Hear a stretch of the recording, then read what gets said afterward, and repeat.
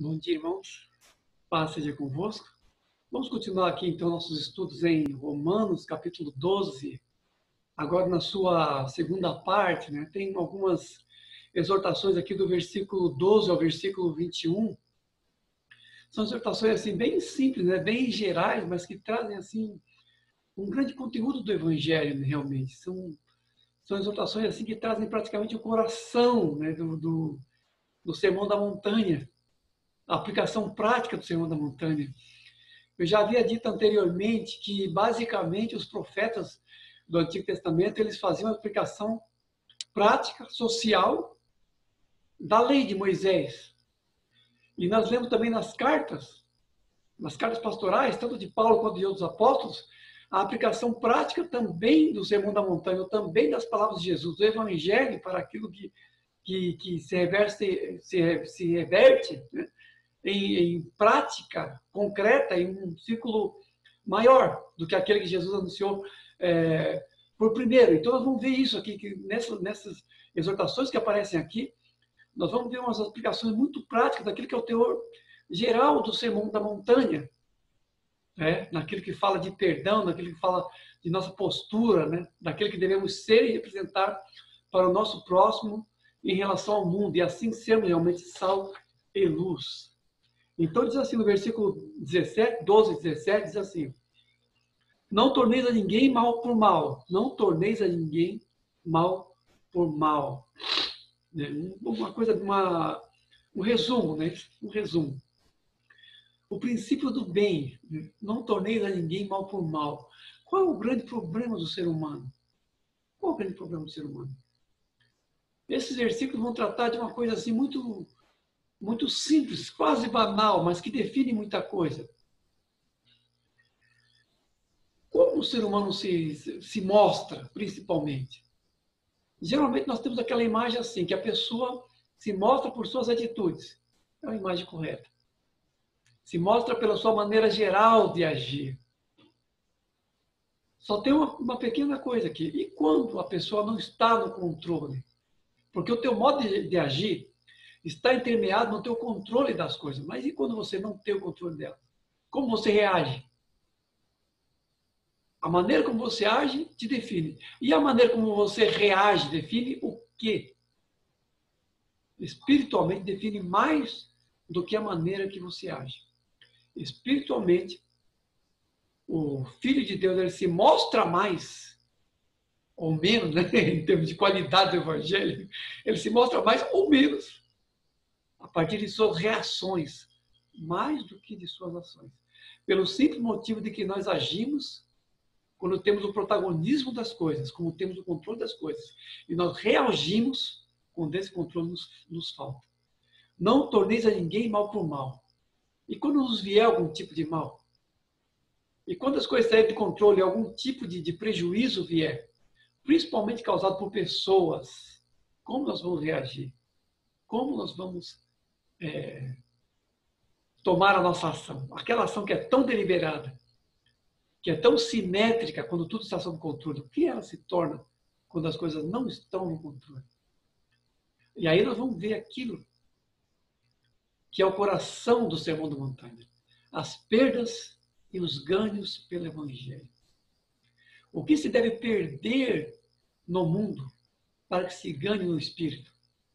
O que se deve perder para a carne para que se ganhe no Espírito? O que se perde no mundo para ganhar no Evangelho? Esse é o teor geral do Sermão da Montanha. Todo ele fala de renúncia. Todo ele. Jesus começa, ouviste o que foi do antigo, eu porém vos digo, aprofundando mais o sentido da palavra de Deus, e de certa forma estreitando mais a porta e o caminho. Estreitando mais em relação à carne, estreitando mais em relação ao mal humano, ao pecado. O Antigo e o Novo Testamento, onde nós estamos? Antigo e Novo Testamento. Porque podemos errar em relação a essas coisas, não torneis mal por mal, ou alguma coisa assim, quando aplicamos demasiadamente o espírito do Antigo Testamento, revestido ou banhado por alguma coisa do Novo Testamento. Isso é um meio bem comum hoje em dia. uma reedição do Antigo Testamento banhado pelo Novo, ao invés de ser o Novo Testamento a norma soberana, o Evangelho a norma soberana. Onde nós estamos na cronologia do Reino de Deus? Estamos no Novo Testamento. Estamos no Evangelho. Por que é importante entender isso? Porque equívocos doutrinários, como a teologia da prosperidade, por exemplo, que fala de ganhar, prevalecer, se baseia muito no Antigo Testamento. E é uma palavra já superada pelo Evangelho. Se no Antigo Testamento riqueza era dinheiro mesmo, Abraão era próspero, Jacó era próspero. Ai, que inveja. Quero ser próspero também, que nem eles. O fato é que o Novo Testamento, o foco sobre isso já é bem menos assim, como é que eu vou dizer, favorável. O Novo Testamento já define riqueza mais como espiritual, né? Riquezas espirituais de Cristo. Riqueza já não é mais dinheiro, já não é mais material. E se nós não tentarmos para isso, nós vamos perder algumas essências. Né? A teologia das prosperidades e mais teologias assim, que fazem afirmações do ego. Não sou filho do... não sou dono do mundo, mas sou filho do dono, e por aí vai. Então, teologias que mais afirmam o ego do que negam. Aqui, para praticarmos o Evangelho realmente, no espírito do Evangelho, temos que realmente negar o ego. A ninguém paguei mal por mal. A ninguém devemos pagar mal por mal. Porque o teor do Evangelho não tende a uma prevalência nossa em relação àquilo que nos vem contra, muitas vezes. Muitas vezes nós temos que perder mesmo. Nós não aprenderemos a perder se nós formos ensinados apenas a ganhar.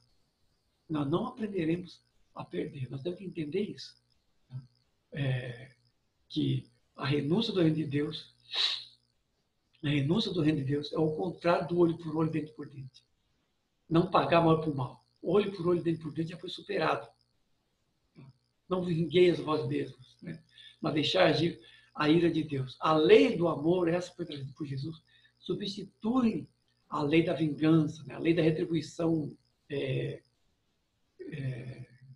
quantitativa, né? Isso, o mesmo mal pagado com o outro mal, ou a sanção, a pena de talião, né? Do olho por dente, é um código assim que era, até no Código de Hammurabi havia isso, um código antigo lá da Babilônia, né? Na Caldeia, tinha já esse mesmo tipo de lei, assim. Era uma lei civil, certo? Era uma lei civil de punição imediata do mal e que Jesus aqui refaz praticamente, traz para um lado mais pessoal de postura e diz realmente para não vingar no mal. O olho por dentro não é mais a norma do Evangelho. Deixou de ser.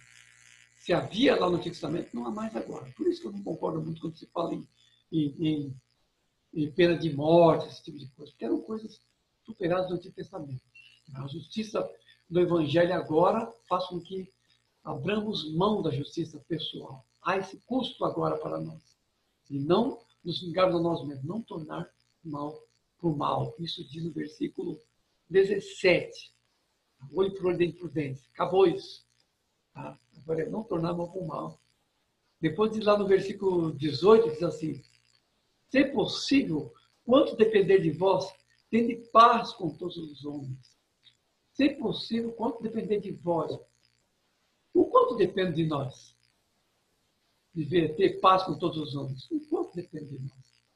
Mais do que nós falamos, mais do que nós admitimos, mais do que dizemos. Depende bastante de nós. Depende bastante de nós. Tá? Eu me lembro que recentemente recebi uma visita do meu irmão, porque quando fala aqui de viver em paz com todos os homens, tem coisas pequenas isso. Depois nós praticamos em coisas maiores, mas o Evangelho começa sempre de uma realidade mais estrita, tem um ciclo mais estrito, que é a tua casa, que é a tua família, e depois expande para ciclos maiores, que é a igreja e a sociedade. Vamos entender assim. Então, voltando aqui ao que eu estava falando antes.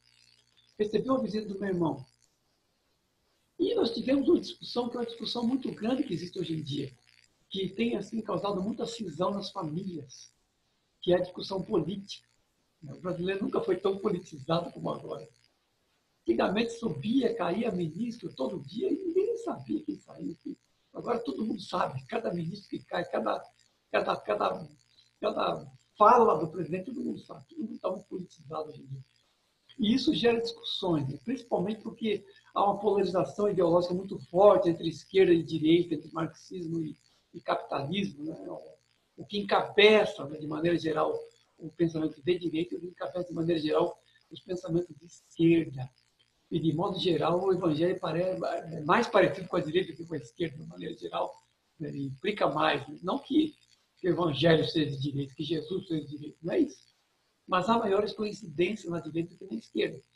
E a gente está discutindo sobre essas coisas, tem um viés político, infelizmente, assim, mais sobre Lula, Bolsonaro, e discutindo com o regime militar e tal. Depois, no final, até fiquei penalizado, porque, meu Deus, a gente não se vê, né? A gente mora longe, eu moro aqui em Foz do Iguaçu, eu moro lá em Peruíbe. E mal se vê, e quando se vê, vão ficar discutindo. Então, eu fiquei assim, meio, meu Deus, não devia ter discutido. No final, eu me desculpei com ele e falei, olha, Bertino, poxa, você me conhece, você sabe que eu falo, assim, eu me exalto muito, então desculpa isso, né? Te ofendi de alguma maneira, assim, não, assim, não, tudo bem, a gente se abraçou, tal, assim, despedimos bem, estamos bem. Mas, assim, tanto quanto depender de vós, depende muito de nós, sabe? Depende muito da nossa renúncia. Em relação a discussões, por exemplo, políticas, por exemplo, ou discussões de qualquer natureza, prefira perder a discussão. Prefira perder. Mas não perca a pessoa. Não fique inimizado por causa disso. Não fique inimizado. Tá? Não fique inimizado por causa disso.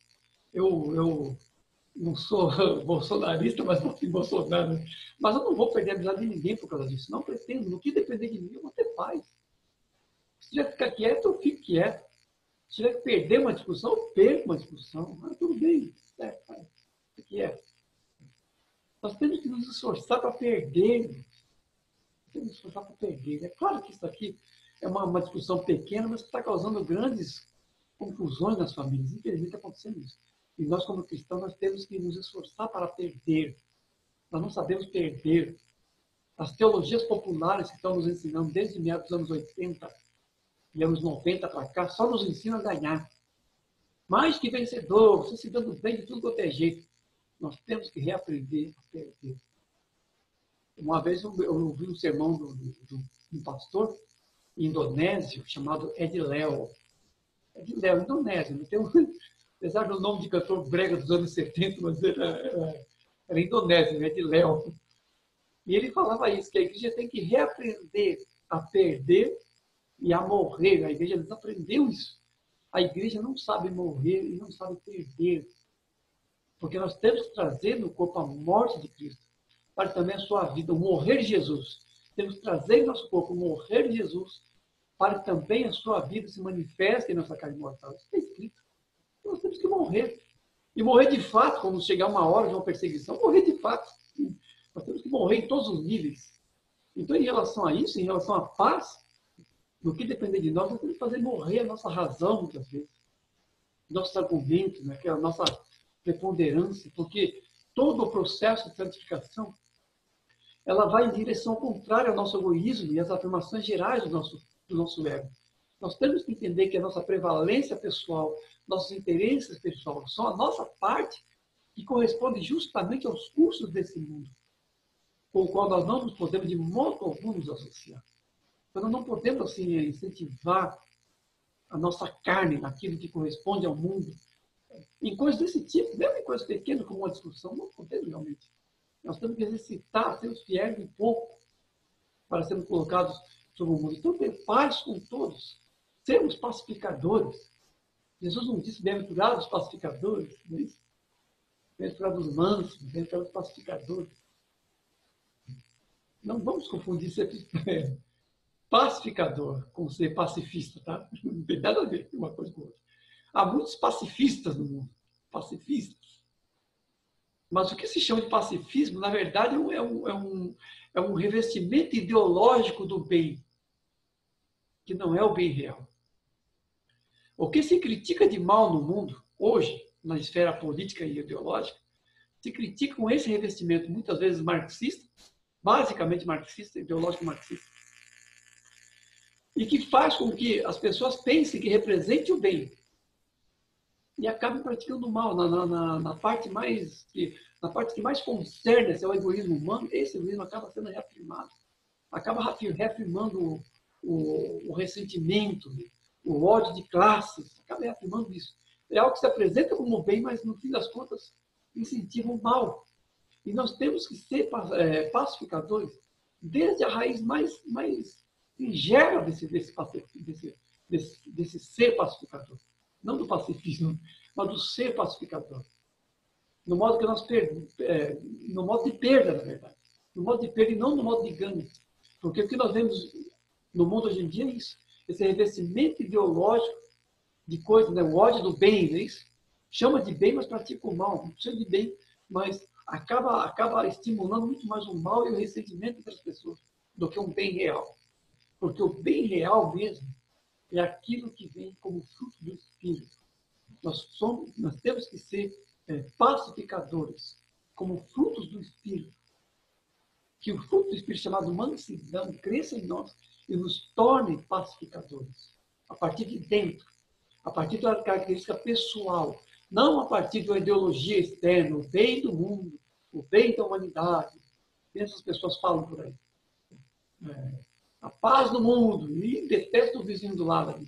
Quer esganar o vizinho na luta pela paz mundial. Então, isso é ideologia, isso não tem nada a ver com o evangelho. Tá?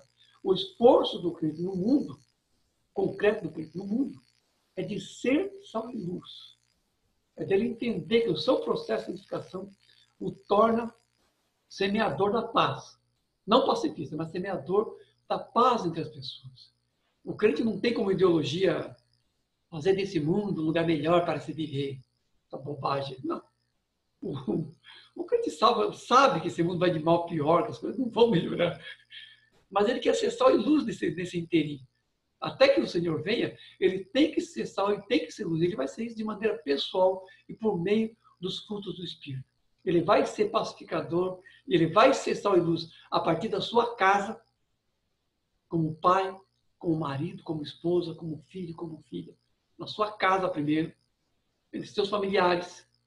Vai ser lá a paz entre seus familiares. Vai ser a pessoa assim, que vai trazer concórdia no meio da família. Não a pessoa que justamente causa as coisas ruins. Na casa primeiro.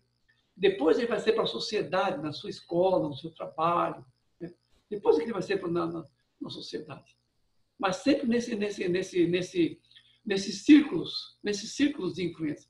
Em casa, na igreja, entre os irmãos e depois na sociedade. Dessa maneira que se é sal e luz e dessa maneira que vamos praticar isso. A paz com todos os homens. Paz na terra aos homens a quem ele quer bem. O anúncio do nascimento de Jesus fala isso.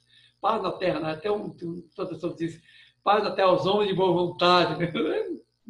Mas não é isso. Paz na terra aos homens que semeiam a paz. Nós temos que semear a paz e procurar nos esforçar e perder para que essa paz se instale através de nós. Sejamos, então, discípulos verdadeiros de Jesus, que é o príncipe da paz. E nos esforcemos, tanto quanto depender de nós. E depende muito de nós, para termos paz com todas as pessoas, com todos os homens. Também. Depois, no versículo 19 a 21, diz assim, não vos vingueis a vós mesmos. Pelo contrário, se teu inimigo tiver fome, dá-lhe de comer. Não te deixe vencer do mal, mas vence o mal com o bem. Não te deixe vencer do mal, mas vence o mal com o bem. Está lá no versículo 19 a 21, continuando aqui, né? A ira santa, né? Não vos vingueis a vós mesmos. Né? Quantos e quais são os mecanismos do ressentimento? Quantos e quais são os mecanismos da nossa mágoa? Quantos e quais são esses mecanismos? Nós conseguimos conhecer o nosso próprio coração? Nós discernimos o nosso próprio caminho? Discernimos ou não? Não discernimos isso. Eu falo isso porque muitas vezes, muitas coisas, eu falei agora que há uma ideologia, né? A ideologização do bem que acaba produzindo mal. E muitas coisas do Evangelho também podem ser assim, religiologizadas e produzir algo semelhante. A religiologização de coisas do Evangelho produz um efeito semelhante à ideologização do bem, que é uma falsificação, na verdade, do Evangelho. O que pode acontecer como falsificação do bem no mundo pode acontecer como falsificação do Evangelho verdadeiro na igreja. Infelizmente isso pode acontecer. E quando fala para não nos vingar a nós mesmos, fala assim, nós não devemos, reagir, né? Ter uma postura eminentemente reativa em relação ao mal. Jesus diz, para virarmos a outra face. E todo o Sermão do Monte vai falar isso, de virar a outra face, em sua aplicação geral. E aqui Paulo faz exatamente essa aplicação geral. Não nos vinguemos a vós mesmos. Pelo contrário, se o seu inimigo tiver fome, dá de comer, e se tiver sede, dá de beber. Né? Não se deixe vencer do mal, mas vence o mal com o bem. Isso é o virar a outra face na prática. Na prática. O problema é que muitas vezes nosso senso de justiça ele se reveste ou se disfarça do nosso ressentimento, se disfarça do nosso desejo de vingança. E assim ele se legitima com base bíblica. Base bíblica. Um exemplo disso está lá no Evangelho, quando tem uma narrativa no Evangelho, quando Jesus e os discípulos estão indo para Jerusalém, e eles têm que passar pela Samaria. E quando eles chegam na Samaria, o samaritano não recebe. Por quê? Porque havia aquele ressentimento entre judeus e samaritanos. Não recebe. E Tiago e João chegam a Jesus e falam, Senhor, se você quiser, a gente ora e manda fogo do céu sobre eles. E Jesus fala para eles, vocês não sabem de que espírito vocês são. Não foi para perder as almas que os espíritos vão viver, mas para salvá-las. Vocês não sabem o que vocês estão falando. Basicamente, Jesus falou isso. Vocês nem estão sabendo. Vocês não sabem de que espíritos são. Mas eles estavam assim, como é que eu vou dizer? Evocando um tipo de justiça divina, né? Porque era justo, aquelas pessoas tinham que ser punidas. E eles fizeram, eles tinham uma suposta base bíblica, que era Elias. Né? Tem um episódio lá no Antigo Testamento, né? Que o rei Acasias, que estava doente, um rei ruim, mandou lá 50 soldados, uma batalhão, né? de 50 soldados para chamar Elias, para consultar se ele ia sarar ou não. E Elias, assim, executou juízo, né? Homem de Deus, venha, desce com a gente. Então, se eu sou homem de Deus, então que desça fogo do céu e consuma vocês. E veio o fogo do céu e consumir. O rei mandou outros 50, depois outros 50, queimou também os 50, depois levou outros, no terceiro 50. Aí o chefe na terceira delegação, já tinha torrado duas, né? Na terceira delegação, aí esse já foi mais cauteloso. Olha, se a minha vida valeu alguma coisa, vem comigo. Pediu encarecidamente. Aí Deus falou para Elias, com esse aí você vai. Aparentemente, as outras duas delegações representavam demais, né, aquela perversão do rei, porque o rei vivia em pecado, vivia adorando a Baal e só quando precisava ia consultar Deus. Houve um juízo ali, houve um juízo de Deus ali, através de Elias. Mas, obviamente, que Tiago e João pegaram só a parte de mandar fogo do céu e falaram, nós temos autoridade, que nem aconteceu também, uma dessas doutrinas ali, bizarras, né, que vieram no meio da igreja, é isso, o crente tem autoridade para amaldiçoar, essa pregação. O crente tanto pode abençoar quanto amaldiçoar. Então, eu vi irmãos aí repreendendo, evocando o fogo do céu, né? Mas não se vingar a si mesmo é deixar que Deus tome a frente, a nossa causa. E se for alguma questão de punir, que Deus o pune, não nós. Nós não temos as prerrogativas assim, de nos vingar nós mesmos. Nós não temos as prerrogativas. Você já ouviu isso em algum lugar que o crente tem autoridade para amaldiçoar? E pega o exemplo lá de Eliseu, de Elias. É o mesmo erro de Tiago e João. Não cai nessa pregação, não. Se você já ouviu isso alguma vez, já ouviu? Esquece que ouviu. Tá? Bobagem. Tem nada a ver. Tá? Não vos vingueis a vós mesmos. Não vos vingueis a vós mesmos. Eu vou fazer de novo essa pergunta. Né? Os mecanismos internos do nosso ressentimento. Será que a gente entende isso? Porque muitas vezes o nosso mal ele não é percebido porque nós nos revestimos de alguma coisa. Isso não é erro que a gente comete. E nós chamamos muitas vezes de justiça de Deus aquilo que é a nossa vingança ou o nosso ressentimento. Eu me lembro uma vez que uma irmã estava com um problema judicial com uma outra pessoa, não deveria nem ter o problema, mas chegou no problema. E eu falei para essa irmã, irmão, você está orando pela pessoa? Porque a palavra de Deus diz aqui o quê? Né? Se o teu inimigo tiver fome, dá de comer, né? Se tiver sede, dá de beber. Quer dizer, você tem que ser bondoso com o teu inimigo. Isso que está dizendo aqui, meu Deus. Que é algo mais contrário à carne do que isso. Ser bondoso com quem está te prejudicando. E, no entanto, a palavra de Deus fala isso, que nós devemos fazer isso. Então, mais ou menos, eu evoquei uma passagem e falei, ora pela pessoa. Ora pela pessoa que está te prejudicando. Ora pela pessoa que está movendo ação contra você. E a irmã falou, estou orando a pedir justiça de Deus, viu? Tá bom, tá bom. É a oração de Tiago e João, né? Mas a irmã estava muito irritada, não fiquei forçando muito. Mas é isso, a gente fala de justiça de Deus. Estou orando para Deus fazer justiça. Mas mais no espírito de Tiago e João, porque se nós estivéssemos realmente à altura do Evangelho, seríamos capazes de perdoar e até abençoar quem nos amaldiçoa. Isso é, na verdade, uma fraqueza nossa. Uma fraqueza nossa. Né? Tá? Isso deve ser para nós não nos vingar, né? Vencer o mal com o bem. Isso deve ser para nós o duro exercício da nossa identidade espiritual em Jesus.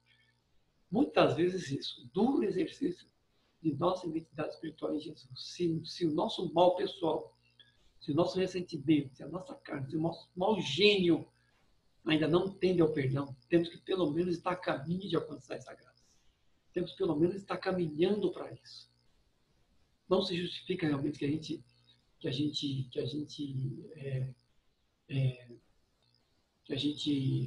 revista, né, o nosso ressentimento como justiça, chamando de outro nome. Não justifica isso.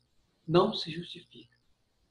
As dores e as bem-aventuranças do Evangelho estão entremeadas em nossa trajetória.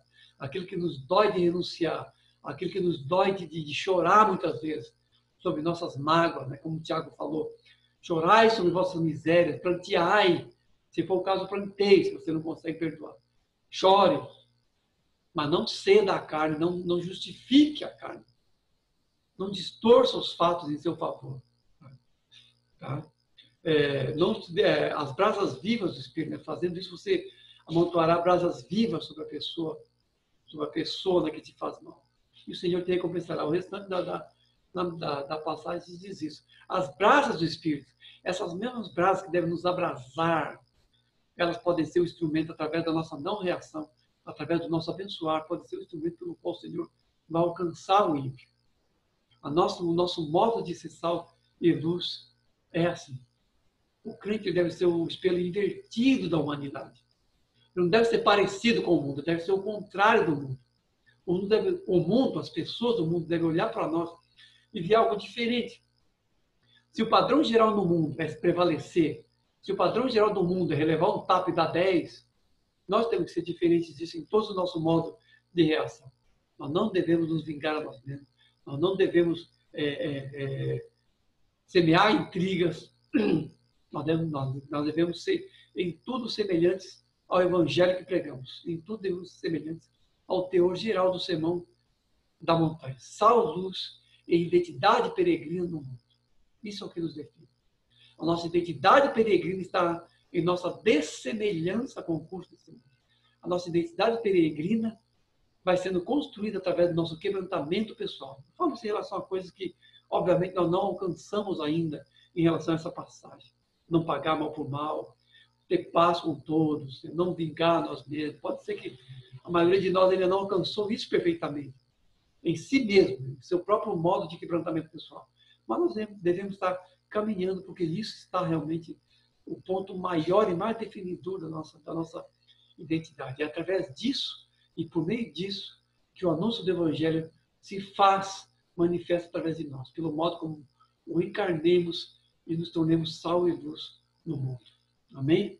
Oremos por isso, reconhecendo o nosso mal, reconheçamos o nosso pecado e vamos pedir a Deus misericórdia para que Ele faça essa obra e nos tornemos realmente cada vez mais sal e luz. Esse é o nosso chamado, essa é a nossa identidade e esse é o modo principal da nossa peregrinação nesse mundo, como igreja. Amém? Deus abençoe a todos.